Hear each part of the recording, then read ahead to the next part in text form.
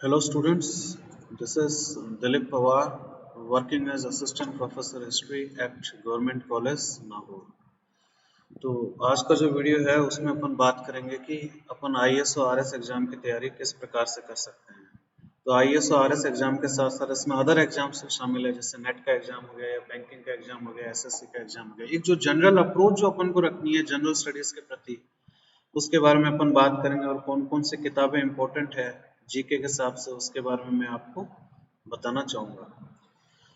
तो अगर अपन बुक्स की बात करें तो जनरल स्टडीज़ में चाहे आईएएस का एग्ज़ाम हो या आरएस का एग्ज़ाम हो या कोई पीसीएस का एग्ज़ाम हो, तो पॉलिटी एक इम्पोर्टेंट सेगमेंट होता है। और पॉलिटी में जो सबसे इम्पोर्टेंट किताब है जो चलती है सब जगह पे, उसका नाम है लक्ष्मीकांत की पॉलिटी की बुक है। तो इसमें पूरा एक्सप्लेन कर रखा है किसी भी चैप्टर को, और उसके बाद उसके जो ऑब्जेक्टिव टाइप क्वेश्चन है वो भी काफ़ी प्रैक्टिस के लिए इस किताब में दे रखे हैं। तो ये किताब पॉलिटी का कंप्लीट कवरेज कर लेती है, आपको किसी और किताब को पढ़ने की जरूरत ही नहीं पड़ेगी। क्योंकि जो लक्ष्मीकांत की किताब है, इससे पहले एक किताब चला करती थी डीडी बासु की, भारत के संविधान से संबंधित। तो किताब बहुत मुश्किल भी थी, उसमें डायरेक्ट कॉन्स्टिट्यूशन से रेफरेंस उठा रखे थे, उसकी लैंग्वेज भी कॉन्स्टिट्यूशन की तरह थी। लेकिन उसके बाद फिर लक्ष्मीकांत की किताब आई तो इसमें जो मैटर है उसको काफी इजी तरीके से लिखा हुआ है। एग्जैक्ट कॉन्स्टिट्यूशनल लैंग्वेज को अवॉइड किया गया और अपने खुद की लैंग्वेज में मैटर को फ्रेम किया हुआ है। तो काफी इंपॉर्टेंट किताब है, और ये किताब इंग्लिश में भी है और हिंदी में भी है, तो इसको स्टूडेंट्स पढ़ सकते हैं। पॉलिटी की बहुत अच्छी तैयारी हो जाएगी। इस किताब को पूरा आपको रट्टा मारना पड़ेगा। फिर अपन दूसरे सेगमेंट पे चलते हैं, वो है ज्योग्राफी और एनवायरनमेंट। तो अभी 4-5 सालों से क्या हो रहा है, यूपीएससी के अंदर जो एग्जाम होता है आईएएस का, उसमें एनवायरनमेंट पे बहुत अधिक फोकस करने लग गए। पहले ज्योग्राफी से अधिक क्वेश्चन आया करते थे, एनवायरनमेंट के कम आते थे। अब क्या हो रहा है, ज्योग्राफी के क्वेश्चंस कम हो गए, एनवायरनमेंट के बहुत ज्यादा क्वेश्चंस आने लग गए। क्योंकि इंडियन फॉरेस्ट सर्विसेज जो एग्जाम है वो भी आईएएस प्रीलिम्स के साथ क्लब कर दिया गया है। अब दोनों एग्जाम के लिए एक ही एग्जाम होता है, प्रीलिम्स एग्जामिनेशन, दोनों के लिए सिमिलर एग्जाम है। तो एनवायरनमेंट के इसी कारण से, क्योंकि उनको फॉरेस्ट की तैयारी करनी है, फॉरेस्ट के लिए एनवायरनमेंट को जानना बहुत ज्यादा जरूरी है, इसलिए एक का एक आईएएस के एग्जाम में एनवायरनमेंट के काफी सारे क्वेश्चंस आते हैं। तो अभी अपन ज्योग्राफी ऑब्लिक एनवायरनमेंट के बारे में बात करें, क्योंकि एनवायरनमेंट भी क्या है, आफ्टर ऑल ज्योग्राफी का ही हिस्सा है, ज्योग्राफी का ही एक पार्ट है एनवायरनमेंट। हालांकि उसको स्पेशलाइज सब्जेक्ट की तरह भी पढ़ा जाता है आजकल। तो ज्योग्राफी और एनवायरनमेंट में अपन को क्या करना है, जो एनसीईआरटी की किताब है 6 से लेके 12 तक सारी की सारी आपको बहुत ढंग से पढ़नी है। ऑब्वियस है, हिंदी में भी अवेलेबल है और इंग्लिश के अंदर भी अवेलेबल है। तो आपका 50% काम यहीं पे हो जाएगा एनसीईआरटी पढ़ने से। फिर इसके बाद जो दूसरी किताब है जो ज्योग्राफी में काफी अच्छी किताब मानी जाती है, ली लॉन्ग। ली लॉन्ग, हो सकता है इसके स्पेलिंग कुछ गड़बड़ हो यहाँ पे, ली लॉन्ग की किताब है certificate course in physical geography. ये बहुत अच्छी किताब है, इसको स्टूडेंट्स पढ़ते हैं कॉम्पिटिटिव एग्जाम के लिए। फिजिकल ज्योग्राफी की अच्छी जानकारी इसमें दे रखी है, और ये किताब आपको पढ़नी पड़ेगी। ऑब्जेक्टिव ज्योग्राफी के लिए भी इसमें काफी आपको मदद मिलेगी। फिर मैं तीसरी यहाँ पे बात करना चाहूंगा, मेरे खुद के एक्सपीरियंस से मैं आपको बताना चाहूंगा, मृणाल। मृणाल का यूट्यूब में एजुकेशन का चैनल है। तो मृणाल ने ज्योग्राफी के कई सारे वीडियो डाल रखे हैं, ये वीडियो मैंने देखे थे सारे के सारे, इन वीडियो के मैंने नोट्स भी बनाए थे। तो जो कॉन्सेप्चुअल ज्योग्राफी है उसको बहुत अच्छी तरीके से एक्सप्लेन कर रखा है उस वीडियो में। उस वीडियो में क्या है, स्लाइड्स आएगी, स्लाइड्स में इंग्लिश में लिखा हुआ है, लेकिन एक्सप्लेनेशन सारा का सारा हिंदी के अंदर है। तो उसमें डरने की जरूरत नहीं है कि यूट्यूब में जो वीडियो है वो इंग्लिश के अंदर है। बोल हिंदी में रहे, स्लाइड जैसे मैं कर रहा हूँ, अब यहाँ इंग्लिश में लिखा हुआ है लेकिन बोल तो सारा हिंदी में रहा हूँ, तो आपको कोई इसमें समस्या नहीं होगी। ज्योग्राफी को कॉन्सेप्चुअली बहुत अच्छा एक्सप्लेन कर रखा है इसके वीडियो में। तो जो अलग अलग फिनोमेना होता है, जैसे सी वेव्स के पीछे कौन सा आधार होता है, सी वेव्स किस प्रकार से कार्य करता है, तो ये सारी की सारी जानकारी आपको इस वीडियो में मिल जाएगी। आपको देखने चाहिए, और देखने के साथ साथ आपको नोट्स भी बनाने के लिए, देखने से कभी भी आपकी पार नहीं पड़ेगी, क्योंकि देखने से आपको चीजें याद नहीं रहने वाली है। 5 दिन के बाद, 4 दिन के बाद सारी चीज आपके दिमाग से साफ हो जाएगी। तो वीडियो देखते हुए, पॉज करते हुए, रिवाइंड करते हुए आप उस मृणाल चैनल से ज्योग्राफी के सारे नोट्स बनाओ, फिर उन नोट्स को आप रिवाइज करते रहो। ये सही तरीका है ज्योग्राफी को तैयार करने का। वरना अपन अगर सुनने के बाद छोड़ देंगे तो चीजें आपके दिमाग से 100% आउट हो जाएगी। इसलिए मल्टीपल रिवीजन की आवश्यकता पड़ती है, और रिवीजन के लिए जरूरी है कम से कम आपके पास नोट्स तो आपके खुद के बनाएंगे। फिर इसके बाद एनवायरनमेंट के बारे में अपन बात करें तो एनवायरनमेंट में एक किताब आती है, दिल्ली में भी मिलती है, फोटोकॉपी भी मिलती है, Shankar IAS environment book. Shankar IAS कोई कोचिंग इंस्टीट्यूट है, उनके एनवायरनमेंट की और बुक निकाली हुई, अच्छी और डिटेल्ड बुक है। तो इसमें आपको एनवायरनमेंट की ऑलमोस्ट सारी जानकारी मिल जाएगी। तो ज्योग्राफी और एनवायरनमेंट का जो सेक्शन है वो आपका यहाँ से कंप्लीट हो जाएगा, आपको शायद ही किसी और किताब को पढ़ने की जरूरत पड़ेगी। फिर इसके बाद अपन आगे चलते हैं, साइंस के बारे में बात करते हैं। साइंस में आपको क्या करना है, 6 से लेके 10th तक आपको एनसीईआरटी की किताबें पढ़नी है साइंस के अंदर। अब इसमें आपको 11वीं और 12वीं की एनसीईआरटी की किताब नहीं पढ़नी है, क्योंकि वो काफी एडवांस लेवल की साइंस होती है 11th और 12th में, तो वो आप अवॉइड कर सकते हो, इतना डिटेल साइंस एग्जाम्स में पूछी नहीं जाती है। लेकिन मैं आपको यहाँ पे एक और चीज बताना चाहूंगा, जो यूपीएससी का आईएएस एग्जाम होता है, पिछले 5-7 साल से क्या ट्रेंड रहा है, साइंस के क्वेश्चंस उन्होंने काफी कम कर दिए हैं। तो साइंस ज्यादा पूछी नहीं जाती है, हालांकि फिर भी क्वेश्चन आ जाते हैं फिजिक्स के, केमिस्ट्री के और कभी कभार बायोलॉजी के भी आ जाते हैं। तो यूपीएससी ने साइंस के सेगमेंट को घटा के किसका सेगमेंट बढ़ाया, एनवायरनमेंट का।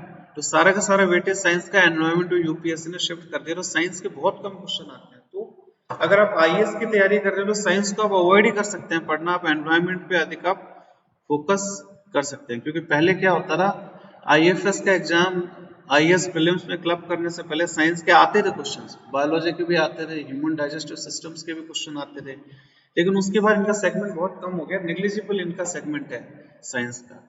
लेकिन साथ में अपन को ये बात भी ध्यान रखनी है, आईएएस के एग्जाम में तो साइंस कम आ रही है, लेकिन जो आरएस का एग्जाम है या पीसीएस का एग्जाम है या जो एसएससी का एग्जाम है, इन एग्जाम में साइंस अभी भी आ रही है पहले की तरह। तो इन एग्जाम के लिए तो आपको 6 से लेकर 10वीं क्लास तक की एनसीईआरटी आपको ढंग से करनी पड़ेगी। हाँ, अगर आप आईएएस की तैयारी कर रहे हैं तो उसको थोड़ा अवॉइड करके आप एनवायरनमेंट पे अधिक फोकस कर सकते हो। तो ऐसा होता है कि 100 में से अगर अपन बात करें, प्योर साइंस के हार्डली 3-4 क्वेश्चंस भी नहीं आते, तो जो ज्यादा वेटेज आजकल एनवायरनमेंट को दे रहे हैं।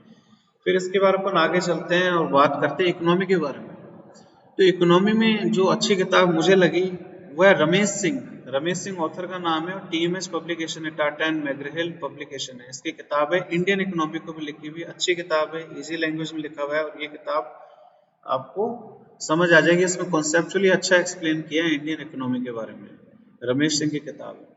फिर इसके बाद जो दूसरा जो अच्छा मेरे को रिसोर्स मिला, देखो आजकल यूट्यूब में भी काफी अच्छे चैनल आ रखे हैं, और जो भी इंफॉर्मेशन है उसको बहुत ही इजी तरीके से उन्होंने प्रेजेंट कर रखा है, कॉन्सेप्चुअली एक्सप्लेन किया है, डायग्राम के साथ, स्लाइड्स के साथ, तो उससे आपको इजीली समझ आ जाता है। अलग अलग तरह के एग्जाम्पल दे रखे हैं, इंटरेस्टिंग एग्जाम्पल्स दे रखे हैं इकोनॉमी को समझाने के लिए। तो यहाँ पे भी मृणाल की इकोनॉमी के यूट्यूब में वीडियो डाल रही है, सारी की सारी इकोनॉमी उसने समझा रखी है, इंडियन इकोनॉमी हो गई, फंडामेंटल इकोनॉमी हो गई। तो उस वीडियो में वही तरीका है, स्लाइड्स आएंगे, स्लाइड्स इंग्लिश में है, लेकिन उसका प्रेजेंटेशन सारा का सारा हिंदी में है, और उसने खूब सारे एग्जाम्पल दे रखे हैं, फिक्सियस एग्जाम्पल दे रखे हैं इकोनॉमिक्स के जो कॉन्सेप्ट है उसको समझाने के लिए। तो कॉन्सेप्चुअली जो इकोनॉमिक्स है आपकी काफी अधिक क्लियर हो जाएगी मृणाल के वीडियो देखने से। फिर इसमें भी वही तरीका है, जैसे मैंने कहा कि वीडियो देखने से पार नहीं पड़ेगी, आपने अपना मोबाइल खोल लिया और उसके वीडियो देखने लग गए तो वो आपके लिए बेनिफिशियल नहीं रहेगा। आपको चाहिए आप प्रॉपरली इन वीडियो को क्रमवार तरीके से देखो और अपनी डायरी बनाओ, और उसमें आप इन्फॉर्मेशन को, इंपॉर्टेंट इन्फॉर्मेशन को नोट करो, तब तो वो आप एग्जाम में उस इन्फॉर्मेशन का प्रयोग कर सकते हो, नहीं तो आप उस इन्फॉर्मेशन को एग्जाम में डाल ही नहीं पाओगे अगर आपने मात्र केवल इसको सुना है। तो मृणाल के इकोनॉमी की वीडियो है, इससे आपके कॉन्सेप्ट्स की अच्छी खासी क्लैरिटी आ जाएगी कॉन्सेप्ट से संबंधित। फिर अपन बात करते हैं करंट अफेयर्स की। देखो इकोनॉमिक्स में क्या होता है, मोस्टली करंट अफेयर्स के क्वेश्चंस आते हैं इकोनॉमी के अंदर, ठीक है, तो डोमिनेशन रहता है करंट अफेयर्स का इकोनॉमी के अंदर। लेकिन कई बार बेसिक क्वेश्चंस भी आते हैं, बेसिक क्वेश्चंस भी वो करंट अफेयर्स से निकले हुए होते हैं। जैसे मैं आपको बताता हूँ, एक एग्जांपल देता हूँ, अगर भारत का जो एक्सटर्नल कमर्शियल बोरोइंग है, ईसीबी जिसको कहते हैं, अगर भारत का एक्सटर्नल कमर्शियल बोरोइंग बहुत ज्यादा हो रखा है, न्यूज में आ रहा है, अखबार में आ रहा है, मैगजीन में आ रहा है, आप जो मंथली मैगजीन पढ़ रहे हो दर्पण, उसके बारे में भी, इसके बारे में लिखा हुआ है कि भारत का ईसीबी बहुत अधिक हो गया है, तो यूपीएससी क्या करेगा, उस करंट की इंफॉर्मेशन को निकाल के उस पर एक बेसिक क्वेश्चन सेट कर देगा। तो जो कॉन्सेप्ट है इन्होंने निकाला करंट से ही है, लेकिन उससे बेसिक क्वेश्चन आ जाएगा कि ईसीबी के बेसिक के ऊपर एक क्वेश्चन फ्रेम कर देगा कि ईसीबी क्या होती है, इसमें क्या होता है, क्या नहीं होता है। तो कहने का मतलब है इकोनॉमिक्स में करंट बहुत ही इंपॉर्टेंट रोल प्ले करता है कि जो कॉन्सेप्ट न्यूज में रह रहे हैं उससे बेसिक क्वेश्चन फ्रेम कर लेता है यूपीएससी। जैसे मैं आपको एक और एग्जाम्पल देता हूँ, ज्योग्राफी में अगर यमन में बहुत बड़ी जो देश है एशिया के ना, यमन में बहुत बड़ी फूड क्राइसिस हो रखी है, वहां पे हड़ताल की है लोगों ने, वहां पे लोग सड़कों पे आ गए। तो यूपीएससी ये क्वेश्चन नहीं पूछेगा, आईएएस के एग्जाम में आपसे ये क्वेश्चन नहीं पूछा जाएगा कि किस देश के अंदर इस तरह की भूख हड़ताल हुई है। क्वेश्चन वो पूछेगा मैप के अंदर, यमन की पोजीशन के बारे में पूछ लेगा, जो यमन है कौन से सी से उसका बॉर्डर टच होता है, कौन से देशों से उसका बॉर्डर टच होता है। तो कुल मिला के जो बहुत सारे मैप के और जो बेसिक कॉन्सेप्चुअल क्वेश्चंस आते हैं वो भी अल्टीमेटली करंट से ही निकलते हैं। तो ये यूपीएससी का जो एग्जाम फ्रेम करने का, क्वेश्चंस फ्रेम करने का इनका तरीका है। तो करंट अफेयर्स में आपको फोकस रखना है, उसी से रिलेटेड वो बेसिक क्वेश्चंस के बारे में आपसे पूछेंगे। फिर इकोनॉमी के बारे में अपन बात करते हैं, history oblique art and culture. History भी है और इसमें हिस्ट्री का ही एक पार्ट है आर्ट एंड कल्चर। तो आजकल आईएएस के एग्जाम में अपन देखते हैं आर्ट एंड कल्चर पे भी काफी ज्यादा क्वेश्चन पूछे जाते हैं, हालांकि वो हिस्ट्री का ही पार्ट माना जाता है। अपन हिस्ट्री की अगर अच्छे से तैयारी करेंगे तो आर्ट एंड कल्चर साथ में अपने आप हो जाएगा। देखो आजकल क्या है, मार्केट में और इंटरनेट पे खूब सारे रिसोर्सेज अवेलेबल है, खूब सारे बुक्स अवेलेबल है, इंटरनेट पे खूब सारी फ्री में किताब भी अवेलेबल है। तो अपन थोड़ा यहाँ पे सेलेक्टिव होकर पढ़ेंगे तो अपन खोएंगे नहीं किताबों के चक्कर में। कुछ बेसिक किताबों का अपन ध्यान रखेंगे और अच्छी और स्टैंडर्ड टेक्स्ट बुक को पढ़ेंगे तो अपनी तैयारी हो जाएगी और एग्जाम पास करने लायक अपना स्कोर बैठ जाएगा।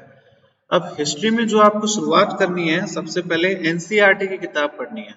और एनसीईआरटी में मैंने यहाँ पे लिखा है old book, NCERT old book 6 से लेके 12वीं तक सारी आपको पढ़नी है। अब ये स्कूलों में चलना बंद हो गई जो ओल्ड एनसीईआरटी की किताब है, उसके बावजूद भी दिल्ली हो गया, जयपुर हो गया या इंटरनेट हो गया, यहाँ पे हिंदी और इंग्लिश दोनों मीडियम में पुरानी एनसीईआरटी की किताब सारी के सारे मिलते हैं, क्योंकि स्टूडेंट्स अभी भी इसको कॉम्पिटिटिव एग्जाम के हिसाब से पढ़ते हैं। और इसके अलावा आप न्यू एनसीईआरटी भी पढ़ सकते हैं हिस्ट्री की। न्यू एनसीईआरटी भी अच्छी है लेकिन उतनी अच्छी नहीं है जितनी की पुरानी एनसीईआरटी है। इसका मैं आपको कारण बताता हूँ। जो पुरानी एनसीईआरटी है ना, ओल्ड एनसीईआरटी जो पहले को रोमिला थापर और सतीश चंद्रा इनके द्वारा लिखी हुई है, ये एनसीईआरटी कंप्लीट हिस्ट्री को कवर करती है। अगर एंशिएंट इंडिया के ऊपर एनसीईआरटी लिखी हुई है तो उसमें right from first topic to last topic सारे के सारे टॉपिक उसमें एंशिएंट इंडिया के लिखे हुए, कोई भी टॉपिक छोड़ा नहीं है। तो उस टॉपिक की बेसिक इन्फॉर्मेशन आपको सारी के सारी एनसीईआरटी में मिल जाएगी। लेकिन जो नई एनसीईआरटी है इसमें एनसीईआरटी को लिखने का जो पैटर्न है वो बिल्कुल चेंज कर दिया।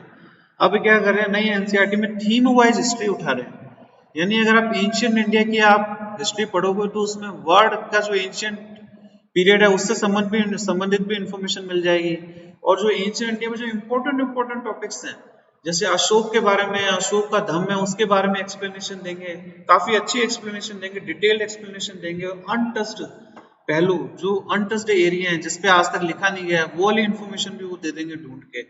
तो एक टॉपिक को अच्छे से एक्सप्लेन किया है नई एनसीईआरटी में, लेकिन ये थीम वाइज हिस्ट्री, एक थीम को उन्होंने पकड़ रखी है। कंप्लीट एंशिएंट इंडिया आपको नहीं मिलेगा। तो इट्स लाइक कि अगर आप एंशिएंट इंडिया की एनसीईआरटी उठाओगे नई वाली तो उसमें आपको सारे टॉपिक मिलेंगे नहीं। आप कहोगे इसमें गुप्त के बारे में नहीं लिख रखा, शुंग वंश के बारे में नहीं लिख रखा, तो इसमें आधी इंफॉर्मेशन आपको मिलेगी, लेकिन जितनी भी मिलेगी वो आपको अच्छी मिलेगी। तो इंटरेस्ट के लिए और एग्जाम के पॉइंट ऑफ व्यू से आप नई एनसीईआरटी को पढ़ सकते हैं, लेकिन आपका फाउंडेशन हिस्ट्री में आपका बनेगा ओल्ड एनसीईआरटी से, जिसमें चाहे मिडिवल की हो, एंशिएंट की हो या वर्ल्ड हिस्ट्री, सारे के सारे टॉपिक उसमें शामिल करके कुछ उन्होंने छोड़ा नहीं है। तो ये आपको डिफरेंस पता लग गया पुरानी और नई एनसीईआरटी में क्या डिफरेंस है। हाँ, ज्योग्राफी की जो है उसमें आप नई एनसीईआरटी पढ़ो, उसमें पुरानी एनसीईआरटी मिलेगी भी नहीं और इतना चलती भी नहीं है। नई एनसीईआरटी को काफी अच्छे तरीके से इसमें लिखा हुआ है। इकोनॉमिक्स में भी आप नई एनसीईआरटी को पढ़ सकते हो, लेकिन ये हिस्ट्री में डिफरेंस है कि केवल थीम के ऊपर कंसंट्रेट कर रखा है नई वाली एनसीईआरटी में। सारी इंफॉर्मेशन एक पीरियड की आपको नहीं मिलेगी और पुरानी एनसीईआरटी में कंप्लीट टोटल इंफॉर्मेशन आपको मिलेगी। फिर इसके बाद अपन आगे चलते हैं। बहुत फेमस किताब है, बिपिन चंद्रा की किताब है, हर जगह पे चलती है, struggle for India's independence, Bharat के स्वतंत्रता संग्राम का इतिहास, इस तरह की किताब है।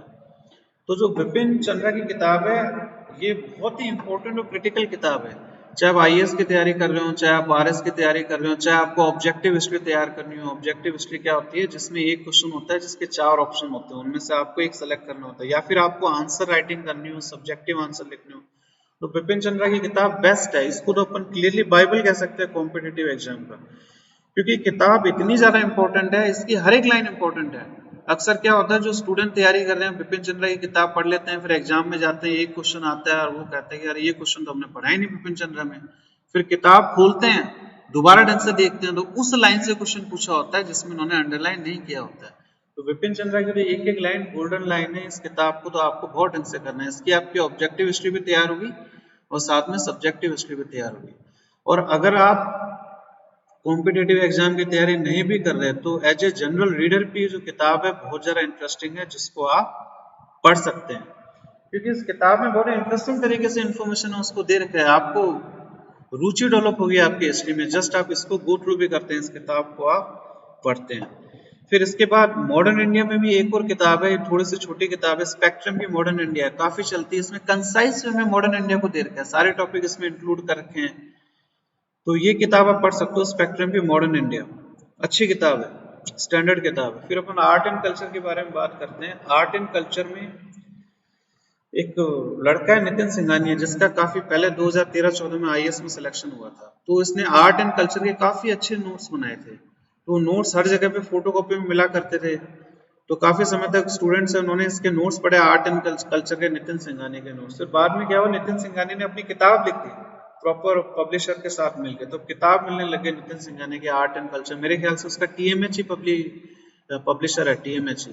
तो ये किताब अच्छी है, इसमें काफी गहराई से सारी की सारी चीजों को कवर करके नितिन सिंघानिया ने कुल मिला के स्पेक्ट्रम की किताब से निकाला है, एनसीईआरटी की किताब से निकाला है, 2-3 और सोर्सेस से जो इम्पोर्टेंट इन्फॉर्मेशन है उसको क्लब कर रखा है इस किताब में। ये किताब आपको पढ़नी पड़ेगी आर्ट एंड कल्चर के बारे में, कला और संस्कृति के बारे में। फिर कुछ एनसीईआरटी है जो आर्ट एंड कल्चर के बारे में बात करती है। एक फाइन आर्ट की एनसीईआरटी है जो भी आपको पढ़नी चाहिए। तो एनसीईआरटी किसी भी सब्जेक्ट में हो तो वो तो आपको पढ़नी चाहिए, काफी अच्छी किताब लिखी हुई है और उसमें क्वेश्चन भी पूछे जाते हैं। फिर अपन बात करते हैं लास्ट में करंट अफेयर्स के बारे में। देखो क्या होता है, जैसे अगर हम आईएएस प्रीलिम्स की तैयारी करें तो उसमें ऑब्जेक्टिव करंट अफेयर्स आते हैं, फैक्चुअल इंफॉर्मेशन भी आती है, तथ्यात्मक जानकारी भी पूछी जाती है करंट अफेयर्स के अंतर्गत, कि जो करंट अफेयर्स है इसके बारे में आपको इंफॉर्मेशन पूछी जाती है एग्जाम में।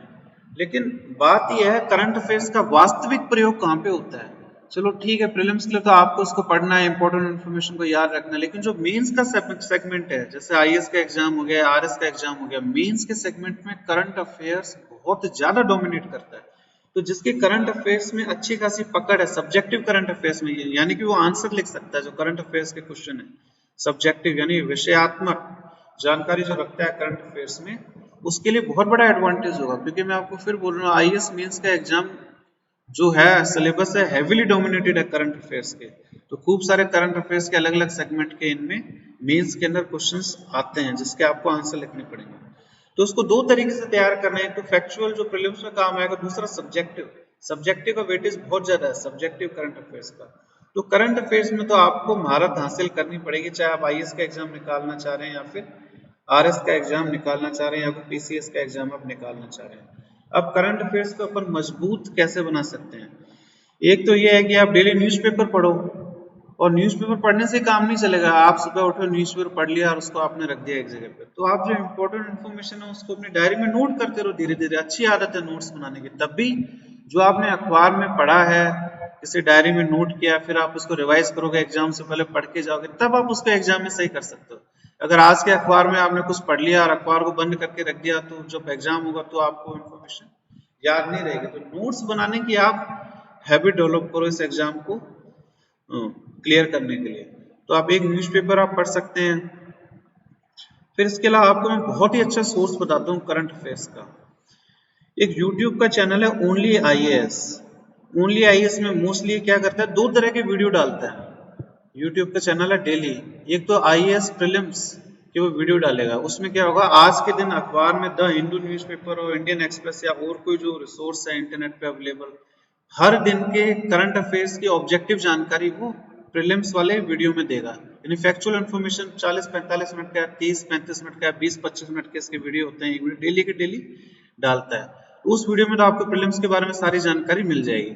फिर इसके बाद वो मेंस के भी वीडियो डालता है करंट अफेयर्स के, उसका नाम है the Hindu and Indian express editorials. यानी जो द हिंदू और इंडियन एक्सप्रेस में जो एडिटोरियल्स आते हैं, जो इंपॉर्टेंट एडिटोरियल्स हैं आईएएस एग्जाम के हिसाब से, उसको वो अपने वीडियो में डालता है। प्रेजेंटेशन का वही तरीका है, स्लाइड्स हैं इंग्लिश में है, लेकिन उसको एक्सप्लेनेशन सारा का सारा हिंदी में किया। तो हिंदी मीडियम पे हो तो आपको कोई दिक्कत नहीं होगी उसको समझने के अंदर। तो ये जो मेंस के वो जो नोट्स डाल रहा है, एडिटोरियल जो आए हुए एडिटोरियल उनके बारे में वो जानकारी दे रहा है, तो बहुत ही अच्छी जानकारी है। तो इसको आप पढ़ोगे तो आपको एग्जाम में बहुत बड़ा एडवांटेज मिलेगा। रेगुलर डाल रहा है पिछले 3-4 सालों से, खुद एग्जाम की भी तैयारी कर रहा है, जिसने यूट्यूब चैनल बनाया, इसके सब्सक्राइबर भी बहुत हो चुके हैं। तो कहने का मतलब ये है, ये बहुत ही क्रिटिकल एस्पेक्ट रहेगा आपको ओनली आईएएस का, आपको डेली देखने पड़ेंगे, आपको देखना ही नहीं है केवल। जैसे मैं फिर कह रहा हूँ, अगर आप एडिटोरियल का वीडियो देख रहे हो तो उसको अपनी डायरी में लिखो, वही इन्फॉर्मेशन आपके काम आएगी, उसी को आप रिवाइज कर सकते हो। सुनने से आपको कोई फायदा नहीं होगा। देखो, ये जो एडिटोरियल के वो जो वीडियो डाल रहा है मेंस के सब्जेक्टिव करंट अफेयर्स के बारे में, उसका फायदा क्या होता है? अगर अपन कोई मैगजीन पढ़ते हैं ना, बहुत इंपॉर्टेंट आपको इन्फॉर्मेशन दे रहा हूँ, मैगजीन में क्या होता है, इंडो चाइना के बारे में अगर कोई आर्टिकल है, सपोज करो क्रॉनिकल मैगजीन है करंट अफेयर्स के, इसमें इंडो चाइना के बारे में आर्टिकल दे रखा है, तो जो आर्टिकल है वो कंप्लीट आर्टिकल होगा, उसमें आपको बैकग्राउंड के बारे में भी बताएंगे, उसमें आपको करंट इशू के बारे में बताएंगे, उसमें इम्पैक्ट के बारे में बताएंगे, उसमें नेगेटिव एस्पेक्ट के बारे में बताएंगे, तो हर चीज उसमें डाली होती है। चैलेंजेस क्या हैं, सजेशंस क्या हैं, सारा एक क्लब कर रखा होता है, सारी की सारी चीजें क्रॉनिकल में जो आर्टिकल आता है। लेकिन जो एडिटोरियल आते हैं द हिंदू और इंडियन एक्सप्रेस में, मोस्टली क्या होता है, इसमें एक टॉपिक को कंप्लीट कवर करने के बजाय केवल एक एस्पेक्ट पे फोकस करते हुए वो पूरा का पूरा आर्टिकल लिखते हैं। और आईएएस एग्जाम में क्या होता है, यूजुअली कंप्लीट आंसर मांगते नहीं है, वो क्वेश्चन को घुमा फिरा के पूछते हैं, तो एक टॉपिक के एक एस्पेक्ट पे ही वो आपसे जानकारी मांगना चाह रहे हैं, और वो जो एस्पेक्ट है कैसे ढंग से पकड़ सकते हैं इफेक्टिवली, हिंदू और इंडियन एक्सप्रेस के एडिटोरियल पढ़ने से आपको वो जो अप्रोच है आपको पता लगेगी, आपको किस अप्रोच के साथ उनके आंसर लिखने हैं। जैसे एक आर्टिकल आया था द हिंदू के अंदर कि जो मेक इन इंडिया है उसने कई सारे आइलैंड्स ऑफ प्रोस्पेरिटी क्रिएट किए हैं। ठीक है, ये आर्टिकल है, और आईएएस मेंस में ऐसा का ऐसा ही क्वेश्चन वहां पे फ्रेम हो गया कि किस प्रकार से हम कह सकते हैं जो मेक इन इंडिया है उसने आइलैंड्स ऑफ प्रोस्पेरिटी यानी संपन्नता के द्वीप बनाए हैं। तो वो जो अप्रोच है, आपको केवल एक अप्रोच के साथ उसको आंसर लिखना है कि किस प्रकार से मेक इन इंडिया है उसने आइलैंड्स ऑफ प्रोस्पेरिटी क्रिएट किया। सब जगह पे एक सा इसका इफेक्ट नहीं रहा है, इसका इफेक्ट डाइवर्स रहा है, कुछ एरिया ज्यादा डेवलप हुआ है, कुछ एरिया कम डेवलप हुआ है, तो इस हिसाब से आपको आंसर फ्रेम करना है। और ये जो थीम है ऐसे के ऐसे न्यूज़पेपर के आर्टिकल में आ रखी थी। तो एक अप्रोच के बारे में क्वेश्चन पूछा गया है इसमें, आइलैंड्स ऑफ प्रोस्पेरिटी। आपको उसमें बैकग्राउंड के बारे में नहीं बताना है, मेक इन इंडिया के चैलेंजेस के बारे में नहीं बताना है, आपको सजेशन के बारे में नहीं बताना है, तो जो एक बेसिक फॉर्मेट होता है उसमें आपको नहीं बताना है, इसमें आपको एक अप्रोच को पकड़ के उसको आपको एक्सपेंड करना है, तब आपको मार्क्स मिलेंगे। अगर आप मेक इन इंडिया की दूसरी चीजों के बारे में आप लिखते रहोगे आंसर में, तो आपको मार्क्स नहीं मिलेंगे। तो जिस अप्रोच से क्वेश्चन पूछे जाते हैं वो अक्सर इन एडिटोरियल में वो अप्रोच आती है। और जो आर्टिकल लिखे हुए हैं बेहतरीन ऑथर है इंडिया में, उन्होंने आर्टिकल लिखे हुए हैं एडिटोरियल के द हिंदू और इंडियन एक्सप्रेस के। तो ये तो आपको वीडियो देखना चाहिए, तो आप पूरा अखबार भी पढ़ सकते हो, आप अखबार से नोट भी कर सकते हो, एडिटोरियल आपने पढ़ा उसको अपनी डायरी में नोट किया अंडरलाइन करने के बाद। वो तरीका थोड़ा सा टीडियस हो जाएगा, थोड़ा लंबा हो जाएगा, उसमें ज्यादा आपको एफर्ट लगाना पड़ेगा, तो उसी एफर्ट को ये शॉर्ट कर देता है। प्रीलिम्स क्या वीडियो देखो लगभग 30-35 मिनट का एक वीडियो होगा, मेंस का वीडियो देखो लगभग 30-35 मिनट का एक वीडियो होगा। तो अखबार की आपको कंप्लीट तैयारी हो जाएगी ओनली आईएएस के, अगर आप एडिटोरियल वीडियो प्रीलिम्स के वीडियो आप देखते हो। फिर मैं आपको एक और बार बताना चाहूंगा, कई बार क्या होता है आईएएस प्रीलिम्स में क्वेश्चन आता है तो कहीं होता नहीं है, वो वाला किसी भी मैगजीन में आया नहीं होता, तो आप सोचते हो कि ये जो इन्फॉर्मेशन कहाँ से उन्होंने पूछ लिया। अक्सर क्या होता है, द हिंदू है, कई डिग्निटरीज होते हैं, कई सेलिब्रिटीज होते हैं, उनके इंटरव्यू लेता है द हिंदू न्यूज़पेपर, फिर उसको अपने अखबार में पब्लिश करता है। जैसे कोई फॉरेन डिग्निटरी आया बाहर से, कोई जर्मनी का जो एम्बेसडर है वो इंडिया में है, जर्मनी का जो, तो उसके आने के पश्चात द हिंदू को इंटरव्यू दिया, उस इंटरव्यू में एक ऐसी इन्फॉर्मेशन मिल जाती है जिसको वो प्रीलिम्स में क्वेश्चन पूछ लेते हैं। तो जो इंटरव्यू लेता है द हिंदू अलग अलग डिग्निटरीज के, तो उसको भी आपको ढंग से पढ़ना चाहिए, उससे संबंधित सवाल एग्जाम में आ जाता है। फिर अपन मंथली मैगजीन के बारे में बात करेंगे। तो मेरे हिसाब से तो अगर आपने इसको पढ़ लिया तो आपको मंथली मैगजीन की इतनी आवश्यकता नहीं रहेगी, आपकी मेंस की भी अच्छी खासी तैयारी हो जाएगी, बहुत ही क्वालिटेटिव आपकी प्रिपरेशन होगी। क्योंकि मैंने खुद ने इससे जो इन्फॉर्मेशन है नोट्स की है मैंने, हिंदू और जो इंडियन एक्सप्रेस का एडिटोरियल है, अगर आईएएस के एग्जाम में नहीं तो ये इन्फॉर्मेशन मेरे कहाँ काम आती है, रिसर्च आर्टिकल लिखते हैं उसमें भी बहुत ही क्वालिटेटिव इन्फॉर्मेशन मेरे पास अवेलेबल है, क्योंकि मैं रेगुलर इनसे मैं नोट्स बना रहा हूँ। तो अब अगर अपन मैगजीन के बारे में बात करें तो देखो, जो मैगजीन है एक विजन आईएएस की मैगजीन है, जो पीडीएफ के ना इंटरनेट पे फ्री में अवेलेबल हो जाएगी, या फिर इसकी फोटोकॉपी भी आपके पास अवेलेबल रहेगी, दिल्ली में मिल जाती है, जयपुर में मिल जाती है फोटोकॉपी। तो हर मंथ की मैगजीन निकालता है विजन आईएएस, ये अच्छी मैगजीन है, तो इसको भी आप पढ़ सकते हो। इसके अलावा बाबा आईएएस है, इसकी भी मंथली मैगजीन आते हैं, इंटरनेट पे आपको पीडीएफ कॉपी मिल जाएगी हर महीने की।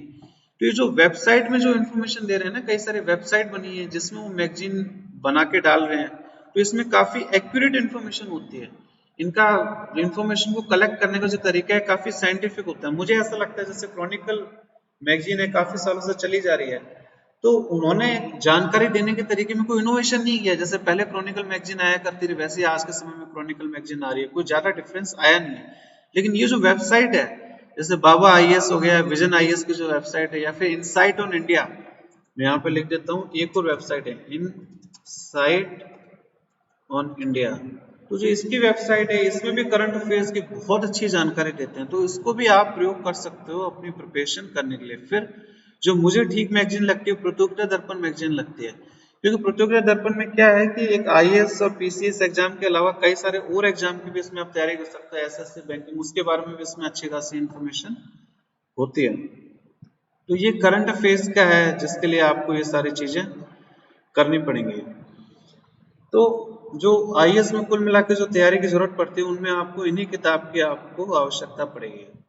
और हिस्ट्री की बात है, तो हिस्ट्री से संबंधित मैं एक और वीडियो बना सकता हूँ फ्यूचर में, जिसमें मैं हिस्ट्री सब्जेक्ट की आप कैसे तैयारी करोगे, ऑब्जेक्टिव हिस्ट्री हो गई या सब्जेक्टिव हिस्ट्री हो गई, कौन कौन सी किताबें आपको पढ़नी चाहिए हिस्ट्री सब्जेक्ट के अंदर, तो वो जो इन्फॉर्मेशन है आपके नेट के एग्जाम में भी काम में आएगी, आईएएस के एग्जाम में भी काम में आएगी, आरएस के एग्जाम में भी काम में आएगी।